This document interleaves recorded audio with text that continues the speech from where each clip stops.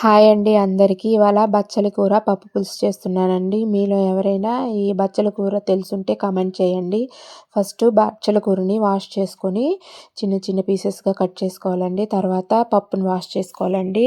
Wash చేసుకున్న పప్పులో మనం ముందుగా కట్ చేసి పెట్టుకున్న బచ్చల కూర, తర్వాత కట్ చేసి పెట్టుకున్న ఆనియన్స్, పచ్చిమిర్చి, టమాటోసు, తెల్లగడ్డలు, చింతపండు ఇవన్నిటిని వేసుకోవాలండి. కుక్కర్లో వేసుకున్న తర్వాత తగినంత సాల్టు, ఒక హాఫ్ టీ స్పూన్, చిన్న టీ స్పూన్తో హాఫ్ టీ స్పూన్ పసుపు పొడి, తర్వాత కొద్దిగా జీలకర్ర వేసుకొని తగినంత వాటర్ పోసుకొని కుక్కర్ మూత క్లోజ్ చేసుకొని 3 విజిల్స్ పెట్టుకుంటే చాలండి. పప్పు బాయిల్ అయిపోతుంది. తర్వాత బాయిల్ అయిన దాంట్లో వాటర్ అన్నీ ఒక గిన్నెలో వంపుకునేసి పప్పు గుత్తి తీసుకొని బాగా ఎనుపుకోవాలండి.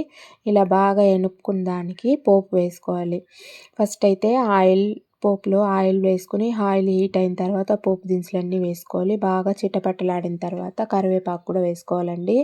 తర్వాత ఆ పోపు తీసుకొని ముందుగా మనం తయారు చేసి పెట్టుకున్న బచ్చల కూర పప్పులో వేసుకోవాలండి.